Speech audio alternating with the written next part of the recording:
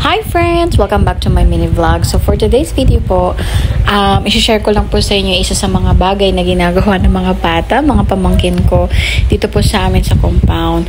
So kung napansin niyo last time, may mga pa-games, especially kapag may mga occasion like Easter Sunday. Yan, may mga pa-games, may mga palaro, may mga pa-egg hunt para sa mga bata.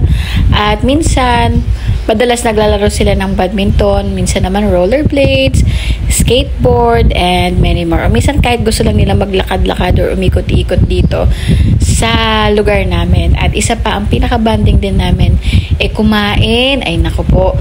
Kumain ng kung ano-anong pagkain. Halimbawa, fishball, kikiam, at marami pang street foods na gusto nila dyan. Pero ang favorite talaga nila ay siomai. At so, itong araw nga na to, ito ay Friday night. So, naisipan nga nila na mag-party-party. So, kung mapapansin niyo, ayan, may mga ipailaw pa nga. Pero yung pailaw na yan yung ilaw ng laruan ng anak ko, yung sa airplane. So, sa mga oras na ito ay napatulog ko na yung aking uniko iho, ang aking pinakamamahal na anak.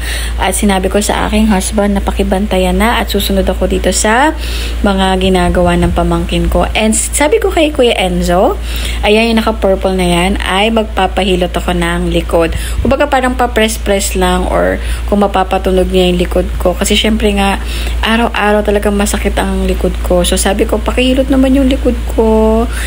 Ayan yung palambing ko sa kanila. Tapos nakita niyo sa video kanina, hinihilot din nila yung paa ko. So, gano'n sila ka-sweet. Tatanungin pa yan ng pamangkin ko, Tati Cha, do you feel better? Yes.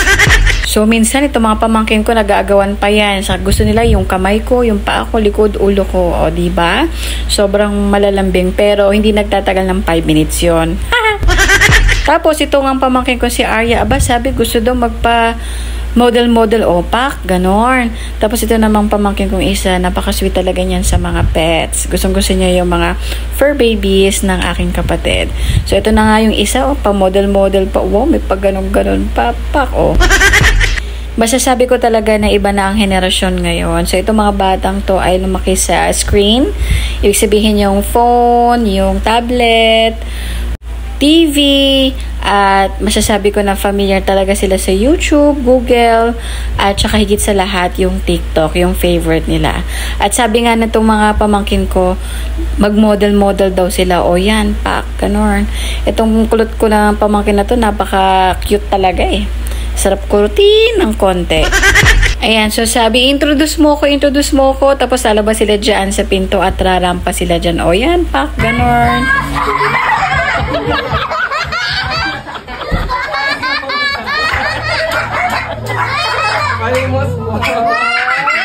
Ang ganda naman ni Justina. So, ito na nga rin. Nagpa-cute-cute pa ako dyan, mukhang timang. Pa-cute lang. Ayan. Feeling maganda kasi. Tapos, ito pa nga, pumangalawa pa silang mag-model. Oh, wow pa. Galing talaga ng mga pamangkin ko. Tapos, sabi nila, Tati Cha, pa-slow mo pa. Wow talaga. Grabe. Tapos, minsan, napapaisip ako na ang lalaki na talaga nila. Parang kailan lang napakabilis talaga ng panahon. Tsaka ito mga to, grabe. Ako nga hindi ko natutunan maglaro ng Mobile Legend. Minsan kampi-kampi pa sila para makapaglaro ng Mobile Legend. Yung iba dyan, dalaga na, konting panahon na lang, magbibinata na rin sila. O ito na nga, sabi nila maglalaro pa sila ng ninang-ninang dyan. Regaluhan daw sila ng kanilang ninang. Ako po muna, ninang. Anong favorite mo sa akin, ninang? Oo, para di mo amoy po yung kilikili mo.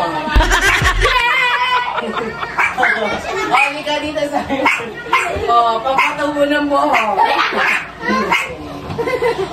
Ang suklayin mo. Pagtutuloy mo yan.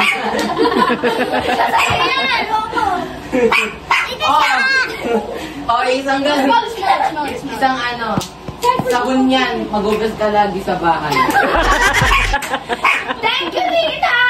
Thank you kay Ninang! Ninong! Thank you, Ninang! O isang gabi na naman po na masaya ang mga batang ito at isa sa nagpasaya nito ay nagbigay pa ng treat ang aming magandang mama, kanilang lola. So nagpa-burger pa nga ito at ayan na nga, sobrang saya. Tapos nanood pa sila dyan ng Inside Out na movie. So thank you for watching and I hope you like it. Have a wonderful day. Babu!